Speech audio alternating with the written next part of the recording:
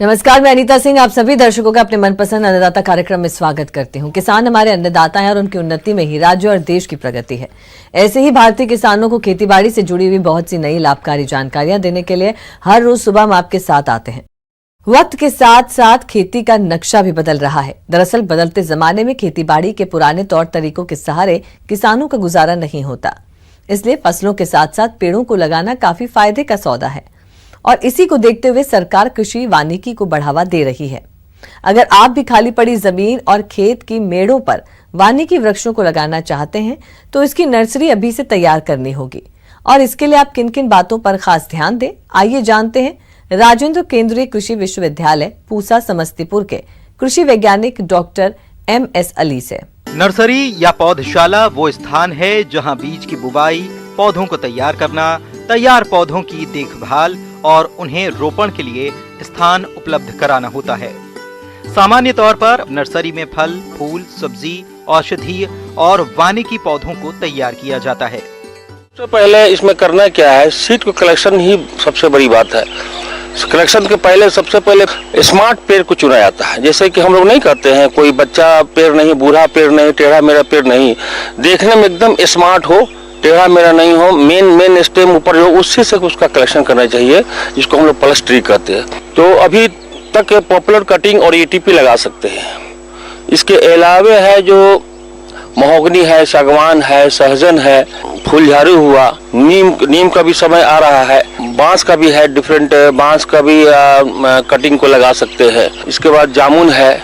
इस तरह के सीड को कलेक्शन किया सकता है। सब सीड कलेक्शन करके पहले उसको सुखाकर ग्रेडिंग कर लेते हैं। ग्रेडिंग करके छांट के उसको हम लोग ट्रीटमेंट करेंगे। ट्रीटमेंट में क्लोरोपाइरिस बहुत जरूरी है। क्लोरोपाइरिस 2 मिनट 5 मिनट या जीरम या थीरम से उसको ट्रीटेड करके तभी लगाना चाहिए। कटिंग की भी जहाँ तक बात है, चाहे कटिंग पॉपुलर हो या कोई बांस हो या एनी अदर हो, उसमें भी उपचारित किया जाता है। जैसे क्लोरोपाइरिस 2 ml पर लीटर के रेट से उसमें 2-4 मिनट 5 मिनट मैक्सिमम 5 मिनट उसे उपचारित कर ही के लगाना चाहिए, ताकि वे इन्फेक्शन और फंगल और इंसेक्टिसाइडल का जो रहता है उसमें इस तरह से किल होता है, फ्रेश हो जाता है। नर्सरी या तो आप खुले प्रक्षेत्र या पॉली हाउस अथवा ग्रीन हाउस में तैयार कर सकते हैं। पॉली हाउस अथवा ग्रीन हाउस में पौधे लगाना खुले की अपेक्षा अधिक फायदेमंद होता है। सिंचाई निश्चित तापमान, आर्द्रता एवं नमी मिलने की वजह से साधारण रूप से उगाए गए पौधों की अपेक्षा गुणात्मक एवं परिणात्मक रूप से काफी बेहतर होते हैं। 1:1 रेशियो मिट्टी है, बालू है इसका और खाद FIM उसको मिक्स करके पॉलीथीन में लगा रेडी रख देना चाहिए और तब सीड डालना चाहिए। ट्रीटेड करके उपचारित कर ही के मतलब उसमें डालना चाहिए। जमीन में भी सोइंग किया जा सकता है, लेकिन उतना इफेक्टिव नहीं होगा। उसको प्लांटेशन में थोड़ी दिक्कत होती है, इसीलिए वो पॉलीथीन में करने पर उसको आसानी से जहां आपको साइट में जहां लगाना है वहां पर आप लगाते हैं। पौधशाला हेतु उपलब्ध 4 इंच चौड़ाई और 10 इंच लंबाई की पॉलीथीन थैलियां लेकर 5 से 6 छिद्र कर लें। थैली के आधे भाग में 10 से 12 छिद्र हो जाएंगे। इसके बाद थैलियों को भरने के लिए पौधशाला की क्यारियों में ही छनी हुई गोबर की खाद, चिकनी मिट्टी और बालू रेत को बराबर भाग में मिलाकर मिश्रण बना लें और फिर थैलियां भरना शुरू करें। थैलियां भरकर क्यारियों में सीधे रखें, जिससे छोटे पौधे कलम लगाने और पानी देने में आसानी होगी। साथ ही आप इनमें दूसरे पौधों को भी लगा सकते हैं। पॉलीथीन में लगे पौधे थोड़ा सा प्रबंध पर ध्यान रखना चाहिए, खासकर प्रबंध, टिकाऊ प्रबंध, सस्टेनेबल मैनेजमेंट हम लोग कहते हैं। मतलब कि इंसेक्ट बहुत ज्यादा हो या प्रॉब्लम ज्यादा हो तो उस पर तभी ट्रीटमेंट करना चाहिए, केमिकल अदरवाइज नहीं। समय समय पर जैसे कि हम लोग नेट हाउस, पॉली हाउस में मिस चेम्बर में हम लोग रखे हुए हैं, नहीं है तो कम से कम छांव में रखना चाहिए। हल्का मॉइस्चर मेंटेन करना चाहिए और उस पर हमेशा निगरानी रखना चाहिए कि इसकी मोटिलिटी हो नहीं रही है, सूख रहा है, किस कारण से, इस पर ध्यान रखना चाहिए। हमेशा वीड वगैरह या और भी तरह के जो है वो हमेशा निकालते रहना चाहिए, ताकि हमेशा मेंटेन रहे और इसको कोई बढ़ने में उसको कोई दिक्कत नहीं हो। समय समय पर फॉर्मेलिन या और भी क्लोरोपाइरिस से थोड़ा सा स्प्रेइंग कर देना चाहिए, हल्का फुल्का। जब इस तरह के कोई इन्फेक्शन या इन्फेस्टेशन अगर होता है तो उपचारित करना चाहिए। इस तरह से करने पर वैज्ञानिक ढंग से या ज्यादा बेहतर होगा, किसान को बाद मोटिलिटी नहीं होगा। प्रदेश में गर्मा सूरजमुखी की फसल बढ़वार की अवस्था पर है। और इस अवस्था पर फसल में रोग और कीटों का प्रकोप अधिक होता है, जो कि इसके उत्पादन में 30 से 40% तक की कमी कर देते हैं। साथ ही सही समय पर सिंचाई नहीं करने से फसल में तेल की मात्रा घट जाती है। इसलिए समय रहते इन सभी कार्यों को करना बेहद जरूरी है। इस बारे में उचित सुझाव दे रहे हैं त्रिहुत कृषि महाविद्यालय ढोली जिला मुजफ्फरपुर के कृषि वैज्ञानिक डॉक्टर RS सिंह। किसान भाइयों, जो भी किसान आज के डेट में जो स्प्रिंग जो बसंतकालीन सूरजमुखी की खेती करते हैं या करते होंगे, वो अपने खेत में सूरजमुखी लगा दिए होंगे। उसका अंकुरन भी हो गया होगा और पौधे उगाए होंगे। तो सबसे पहले उसमें आपको जो मुख्य सस्य क्रिया करनी है, उसमें उसका बछनी करना है। बछनी मतलब थिनिंग। प्रति जो हिल आप बोलते हैं, जहाँ पे पौधे लगाते हैं, उसमें केवल और केवल एक स्वस्थ पौधा को छोड़कर शेष पौधे आपको निकाल देना है। इसको बछनी कहते हैं। इससे आपका जो पौधा होगा वो स्वस्थ होगा, बहुत अच्छा होगा और उसमें बहुत अच्छा आपको उससे उपज मिलेगा। दूसरा जो मुख्य सस्य क्रियाएं करनी है, वो इसमें खरपतवार का नियंत्रण बहुत जरूरी है। इसमें आप खरपतवार का नियंत्रण एक रासायनिक विधि से भी कर सकते हैं और एक मैनुअल जो हाथ से भी आप कर सकते हैं, जैसे मजदूर लगा के खुरपी या कुदाल से भी आप कर सकते हैं। और इसके बाद में आपको जो शेष बची हुई उर्वरक की मात्रा है, जैसे आपने शुरू में जो मेरा हाफ डोज, आधा जो नेत्रजन की मात्रा है, पूरा मात्रा आपका फास्फोरस के और पोटास का आपने अप्लाई कर दिया होगा, यूज कर लिया होगा। तो जो शेष बची मेरी मात्रा है नेत्रजन की 2/3, उसमें से करीब आधा जो बचा हुआ है उसका 1/4, उसका भी आधा आप प्रथम निकौनी के बाद में उपरिवेशन के रूप में आप कर दें और उसके बाद पौधों पर मिट्टी चढ़ा दें। इसके बाद में जब दूसरी बार खरपतवार का नियंत्रण करेंगे, करीब वो 40 से 50 दिन के बाद में, तो उसके बाद भी जो 1/4 जो आपकी बची हुई है, करीब वो 40 से 45 kg यूरिया की जो मात्रा होगी, उसको आप टॉप ड्रेसिंग के रूप में कर दें और पौधे पर मिट्टी चढ़ा दें। सूरजमुखी की फसल में तना सड़न, मुंडक सड़न मुख्य बीमारियां हैं। इसके रोकथाम के लिए बुआई के पहले कार्बनडाइजम 2 ग्राम मात्रा को प्रति किलो हिसाब से बीज शोधित करें तथा खड़ी फसल के रोगों के रोकथाम के लिए कार्बनडाइजम 1 ग्राम दवा या मैनकोजेब 2 ग्राम प्रति लीटर की दर से 2 से 3 छिड़काव फसल पर 15 दिन के अंतराल पर करें। इसके बाद ध्यान रखना होगा किसान भाई कि बहुत गर्मी उस समय बढ़ जाती है, तो खेत में नमी की मात्रा की भी समस्या होती है। तो आपको क्या करना है कि करीब 10 से 15 दिन के अंतराल पे एक हल्की सिंचाई करते रहना अति आवश्यक है। इसके बाद में किसान भाई अगर सिंचाई की बहुत समस्या हो, उतना दिन पर नहीं कर सकते हैं, तो आपको ध्यान रखना होगा कि जो मुख्य जो क्रिटिकल जो स्टेज है उसका, उस पर आपको सिंचाई करना अति आवश्यक है। जैसे आपको 30 से 35 दिन पे करीब जो उसका बड बनना शुरू हो जाता है फूल का, उस समय एक हल्की सिंचाई जरूर करें। दूसरी सिंचाई जब फ्लावर बनने लगे, फ्लावर ओपनिंग होना, जो खुलने लगे उसका फूल, वो करीब आपको 45 से 50 दिन के बाद आता है, तो उस समय जरूर करें। और तीसरा सिंचाई जब उसमें दाना बनने लगे, मतलब करीब करीब 70 से 80 दिनों के बाद में वो भी सिंचाई आप करें। अगर ज़्यादा सिंचाई की व्यवस्था आपके पास नहीं हो तो इन 3 दशाओं पे, क्रांतिक दशाओं पे आपको सिंचाई करना अति आवश्यक है। और इस तरह की आप सस्य क्रियाएँ करेंगे तो आपको एक बहुत अच्छा पौधों का बढ़वार होगा और आपको एक अच्छी उपज प्राप्त होगी और फिर एक अच्छा आमदनी भी आप प्राप्त कर सकते हैं।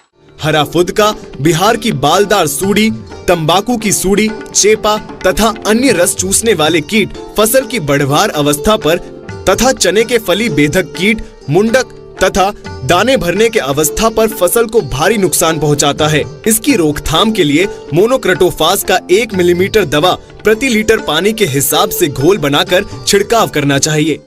पपीते के बाग हमारे राज्य में आमतौर पर जहां तहां देखे जा सकते हैं और जैसा कि अभी इसकी नर्सरी तैयारी का उपयुक्त समय चल रहा है, तो जो किसान इसका नया बाग लगाना चाहते हैं वह इसका बिचड़ा तैयार कर सकते हैं। तो इसके लिए पपीते की कौन कौन सी प्रजातियों का चयन करें और बिचड़ा तैयार करते समय किन किन बातों पर विशेष ध्यान दें, इस बारे में बता रहे हैं भारतीय कृषि अनुसंधान परिषद जिला रांची के कृषि वैज्ञानिक डॉक्टर महेश कुमार धाकड़। जैसा कि आप लोग सब जानते हैं कि पपीता आजकल बाज़ारों में और आसपास के इलाकों में हाट में बहुत अधिक मात्रा में बिकना शुरू हुआ है।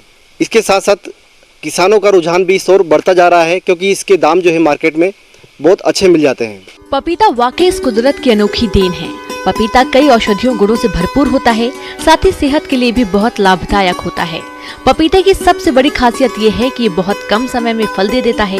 इसकी उन्नतशील प्रजातियां जैसे कि Pusa delicious, Pusa majesty, Pusa giant, Pusa dwarf, Pusa नन्हा या mutant dwarf, CO1, CO2, CO3, CO4, Coorg honey, red lady 786, Washington, Coimbatore, कुंगहर्नी ड्यू, पूसा डेलिसियस इत्यादि उन्नतशील प्रजातियां हैं। जैसा कि देखा गया है कि पपीता को लगाने के लिए उसका बीज का हम उपयोग करते हैं। जो किस्म का, चाहे वो लोकल हो या हाइब्रिड हो, जो बीज है वो आपका उसी साल का बीज होना चाहिए। पुराना बीज का इस्तेमाल करेंगे तो उसमें आपका अंकुरण बिल्कुल नहीं होगा। तो किसान भाइयों से अनुरोध करूंगा कि जहाँ तक हो सके वो एक स्वस्थ बीज का और एक ताज़ा बीज का इस्तेमाल करेंगे तो उनका जो अंकुरण है वो बहुत अच्छी तरह से हो पाएगा। इसी के साथ में वो बीज को आप लगाने से पहले एक दिन के लिए पानी में भिगो के रात भर रख देंगे तो उसका अंकुरण बहुत ही अच्छी तरह से हो पाएगा। पपीते स्वास्थ्य नर्सरी तैयार करने के लिए बुवाई से पहले बीजों को उपचारित जरूर करें, क्योंकि शुरुआती अवस्था इसके पौधों पर कई रोगों का प्रकोप होने लगता है। इससे बचने के लिए कार्बेंडाजिम 1 ग्राम से प्रति किलोग्राम बीज को उपचारित करें। फिर पॉलीथीन बैग, प्रोटे या नर्सरी में बीजों की बुवाई करें। अगर आप नर्सरी में इसकी बुवाई कर रहे हैं तो बीजों की लाइन में बुवाई करें, इससे बीजों का अंकुरण अच्छा होता है। इस प्रकार आप रात को बीज को भिगोएंगे और उसके बाद आप उसको सुबह या तो आप पॉलीथीन में लगा सकते हैं, या आजकल जो आप देख रहे हैं पोर्ट्रे, पपीता का पोर्ट्रे मार्केट में आना शुरू हो गया है, उसमें भी आप बीज को लगा सकते हैं। पोर्ट्रे में लगाने का फ़ायदा ये होगा कि उसको आपको कम मेहनत में आसानी से भर पाएंगे, जो भी मिट्टी और खाद उसके अंदर डालना है, और उसको आसानी से आप एक जगह से दूसरी जगह तक ले जा सकते हैं। उसी के साथ ये कम जगह भी घेरता है और इससे आसानी से इसके अंदर पौधे उगाए जा सकते हैं। तो पोर्ट्रे या पॉलीथीन में आप किसी का भी चयन कर सकते हैं। उसमें लगाने के लिए आपको जो उसमें मीडिया, मिट्टी का जो इस्तेमाल करना है, उसमें आपको क्या क्या इस्तेमाल करना होगा उसके बारे में थोड़ा सा आप जानकारी लीजिए। उसके अंदर आपको मिट्टी, केचुआ या गोबर की खाद और कोकोपीट, तीनों को बराबर मात्रा में मिलाकर पोर्ट्रे या आपको पॉलीथीन में भर लेना है। भरने के बाद उसमें आपको बीज उसके अंदर लगाना है। बीज अधिक गहराई में ना लगाएं, उसको आप 1 से 2 सेंटीमीटर गहराई में ही बीज को लगाना चाहिए। अगर आप लोकल पपीता का इस्तेमाल कर रहे हैं तो एक बात ध्यान रखें, आप प्रत्येक पॉलीथीन या प्रत्येक पोर्ट्रे के एक छिद्र में लगभग 2 से 3 बीजा डालें, क्योंकि उसमें नर और मादा अलग अलग निकलते हैं। तो हम चाहते हैं कि एक पॉलीथीन में आप 3 से 4 बीजा लगाएंगे, उसको एक गड्ढे में लगाएंगे तो उसमें से आपको एक मादा पौधा निकलने की संभावना ज़्यादा रहेगी। इसलिए कम से कम लोकल पपीता का अगर आप लगाना चाह रहे हैं तो उसमें आप प्रति पॉलीथीन या प्रति पोर्ट्रे का एक जो छिद्र है उसके अंदर लगभग 2 या 3 या 4 तक बीज आप डाल सकते हैं, ताकि आपको ट्रांसप्लांट करने के बाद में आपके ज़्यादा से ज़्यादा मादा पौधे आपको मिल सकें। 1 हेक्टेयर क्षेत्र की पौध तैयार करने के लिए लगभग 100 वर्ग मीटर का स्थान का चुनाव करें। उसके बाद 5 मीटर लंबी और 1 मीटर चौड़ी क्यारियों को बना लेना चाहिए और क्यारियों की ऊंचाई जमीन से लगभग 15 से 20 सेंटीमीटर रखनी चाहिए। इन क्यारियों में बीज बोने से पहले क्यारियों से कंकड़, पत्थर, खरपतवार आदि अशुद्धियों को हटा देना चाहिए। क्यारियों को 25% फॉर्मेल्डिहाइड से उपचारित करना चाहिए। इसके बाद अच्छी सड़ी हुई गोबर की खाद, रेत तथा मिट्टी को बराबर मात्रा में मिलाकर मिश्रण तैयार कर अच्छी तरह मिट्टी में मिलाने के बाद क्यारियों को बनाना चाहिए। तैयार क्यारियों में बीज को 10 से 15 सेंटीमीटर की दूरी पर तथा 1 से 2 सेंटीमीटर की गहराई पर बोना चाहिए। लगाने के बाद आप निरंतर रूप से उसका सिंचाई करते रहिए। जहाँ तक देखा गया है पपीता का अंकुरण लगभग 15 से 20 दिन के अंदर हो जाता है, और उसके बाद जब उसमें 4 पत्तियाँ की स्टेज हो जाती है, 4 पत्ती जब बड़ी हो जाती है, उस अवस्था में उसको हम फील्ड में ट्रांसप्लांट कर सकते हैं। कई बार देखा गया कि किसान भाई बहुत ही ज़्यादा मात्रा में पानी पौधे को पिला देते हैं नर्सरी के अंदर, और उसका पौधा पीला होकर सड़ जाता है। तो बहुत अधिक पानी और बहुत कम पानी दोनों ही अवस्था पपीता के लिए नुकसानदायक है। इसलिए एक निश्चित मात्रा में और एक फव्वारे के द्वारा उसको पानी पिलाएं, ताकि पौधे को कोई नुकसान भी ना हो। इसके बाद में अगर आपको कोई लक्षण दिखते हैं, आपको कोई बीमारी लगती है, तो उसका उसी समय उसका निदान कीजिए या उस पोर्ट्रे को वहाँ से हटा दीजिए ताकि वो इन्फेक्शन बाकी पौधों में ना पहुँचे। और इसी के साथ में आपको जो छोटी मोटी सावधानी रखनी है, टाइम से आपको उसका खरपतवार निकालना है, निरंतर पानी देना है, और हो सके तो बीच में एक स्प्रे फंजीसाइड का आप बाविस्टिन का कर देंगे तो कोई भी आपका फंगस बीमारी उसमें नहीं आ पाएगा। इस प्रकार आप खुद का पपीता का नर्सरी का व्यवसाय भी शुरू कर सकते हैं। आप अपना पौधा बेच भी सकते हैं और अपने फील्ड में लगा भी सकते हैं। अन्नदाता हेल्पलाइन निशुल्क फोन संपर्क सेवा के माध्यम से आपके द्वारा पूछे गए प्रश्नों में से 1 या 2 महत्वपूर्ण प्रश्न को हम अपने कार्यक्रम में शामिल करते हैं, और इसी के तहत आज का चयनित प्रश्न और उसका जवाब इस प्रकार है। निःशुल्क अन्नदाता हेल्पलाइन में आज हमने जिस प्रश्न को शामिल किया है उसे पूछा है गांव भबुनी, जिला गोपालगंज के रजत कुमार ने। आपने शकरकंद की उन्नत बुआई तकनीक पर जानकारी चाहिए है, तो इसके लिए देखिए कार्यक्रम का यह अंश। शकरकंद जो कि एक बहुत ही उपजाऊ और बहुत ही अच्छा पैदावार देने वाली फसल है, इसके खेत का चुनाव करने के लिए जो है शकरकंद जो है बलुई दोमट मिट्टी में बहुत अच्छा होता है, लेकिन अगर थोड़ी भारी मिट्टी है तो भी आप इसमें इसकी खेती कर सकते हैं। खेत जो है हमारा थोड़ा ऊपरी खेत होना चाहिए तथा उसमें जो है पानी का जमाव कहीं ना हो, इसलिए उसको खेत को तैयार करने के लिए पहली बार हम उसको बहुत गहरी जुताई करते हैं, जिससे कि उसका मिट्टी जो है वो थोड़ी भुरभुरी और मुलायम हो जाए। इसके पश्चात हम लोग उसको जो है कल्टीवेटर लगाते हुए पाटा देते हैं, जिससे समतल हो जाए और उसमें हम लोग अपने शकरकंद के लत्तर का बुआई कर सकते हैं। शकरकंद की खेती के लिए 21 से 27 डिग्री तापमान उपयुक्त माना जाता है। शीतोष्ण या समशीतोष्ण जलवायु वाले स्थानों पर सफलतापूर्वक उगाई जाती है, और जहां 75 से 150 सेंटीमीटर वार्षिक वर्षा होती है वहां इसको आसानी से उगाया जा सकता है। शकरकंद के लत्तरों में जो हमारे यहाँ प्रभेद विकसित किए गए हैं, इसमें 5 प्रभेद प्रमुख हैं, जिसका पहला है शकरकंद राजेंद्र शकरकंद 5, फिर राजेंद्र शकरकंद 35, इसके पश्चात राजेंद्र शकरकंद 47 और राजेंद्र शकरकंद 92, जो कि हाल में ही विकसित प्रभेद हैं। इनका उपयोग करके जो है किसान अच्छी आय ले सकते हैं। राजेंद्र शकरकंद 47 जो है ये लगभग 120 दिन में तैयार होती है तथा इसकी उपज क्षमता लगभग 25 टन प्रति हेक्टेयर है। हमें 1 हेक्टेयर खेती के लिए 84,000 लताओं के टुकड़ों या कटिंग की आवश्यकता होती है। एक कटिंग की लंबाई 20 से 25 सेंटीमीटर रखनी चाहिए तथा एक साथ 2 से 3 कटिंग खेत में लगानी चाहिए। कटिंग लता के मध्य और ऊपरी भाग से लेनी चाहिए। इसको लेने के पश्चात हमें ये ध्यान देना होगा कि इसमें किस तरह से हम लोग फर्टिलाइजर डालें। तो इसमें शकरकंद की खेती के लिए 60 किलो नाइट्रोजन, 40 किलो फास्फोरस तथा 60 किलो पोटास की आवश्यकता होती है। इसके लिए हम लोग इसके पूर्ति यूरिया, DAP और MOP खाद का प्रयोग करते हुए इसको हम लोग मात्रा को हम लोग डाल सकते हैं। पोषक प्रबंधन के तहत नाइट्रोजन की आधी मात्रा व फास्फोरस व पोटाश की पूरी मात्रा शुरू में लता लगाते समय ही जड़ों में देनी चाहिए। शेष नाइट्रोजन को 2 हिस्सों में बांटकर एक हिस्सा 15 दिन में, दूसरा हिस्सा 45 दिन टॉप ड्रेसिंग के रूप में प्रयोग करना चाहिए। इसके अलावा मैग्नीशियम सल्फेट, जिंक सल्फेट और बोरॉन 25, 15 और 10 किलोग्राम प्रति हेक्टेयर की दर से प्रयोग करने पर कंद फटने की समस्या नहीं आती है। वो एक समान वो आकार के कंद लगते हैं। तो लगभग 10 से 15 टन कंपोस्ट आवश्यकता अनुसार खेत में हम लोग प्रयोग करते हैं। ये भी अंतिम जुताई के समय ही हम लोग जो है उसमें डाल के तब हम लोग खेत को समतल करेंगे और उसके बाद ही हम लोग लत्तरों को लगाते हैं। लिए अगर हम लोग शकरकंद के लत्तर के ऊपरी भाग को लगभग 10 से 15 मिनट रोपाई से पहले जो है क्लोरपाइरिफॉस के जो 20 EC दवा है, क्लोरपाइरिफॉस 20 EC का लगभग 0.02% घोल यानी कि 2 ml दवा 1 लीटर में मिला के हम लोग उसमें 10 से 15 मिनट तक अगर लत्तर को उपचारित करने के बाद लगाते हैं तो हमें लगभग दीमक और ये आपका वीविल कीट दोनों से छुटकारा मिल सकता है। लत्तरों को लगाने के लिए हमें ध्यान रखना है कि जो पौधे से पौधा तथा लाइन से लाइन की दूरी जो है 30 सेंटीमीटर रखी जाती है, यानी कि हर पौधे से पौधा एक लाइन में 30 सेंटीमीटर की दूरी पर लगाएंगे तथा हर लाइन की दूरी भी आपस में लगभग 30 सेंटीमीटर होती।